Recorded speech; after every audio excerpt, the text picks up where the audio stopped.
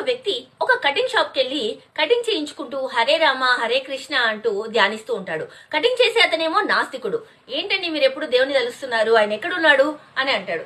సరే అని అతను ఏం మాట్లాడకుండా సైలెంట్ గా కటింగ్ చేయించుకుని బయటికి వెళ్తూ అక్కడ ఒక వ్యక్తిని చూస్తాడు. అతడు ఫుల్ గడ్డంతో పెద్ద పెద్ద జుట్టుతో ఎలాగో ఉంటాడు. ఈ బార్బర్ ని పిలిచి, చూడు ఈ ప్రపంచంలో కటింగ్ షాపే లేదు, ఉంటే అతడు కటింగ్ చేయించుకునేవాడు కదా అని అంటాడు.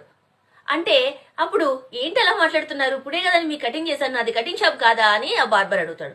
అడిగితే కదా మరి దేవుడు కూడా అంతే, మనము దేవుడు లేడు అనుకుంటే ఎక్కడ కనపడ్డు, మనం ఆయన సమక్షానికి వెళ్ళి చూస్తే ఆయన కదా కనపడతాడు. ఇప్పుడు నీ కటింగ్ షాప్కి వస్తేనే కదా నువ్వు కటింగ్ చేస్తావు, అలాగే ఆయన దగ్గరికి వెళ్తేనే మనకు ఆయన గురించి తెలుస్తుంది, అప్పుడు ఆయన ఉన్నాడా లేదా అని తెలుస్తుంది, ఇక్కడ కూర్చొని మాట్లాడితే ఎట్లా తెలుస్తుంది అని చెప్తాడు.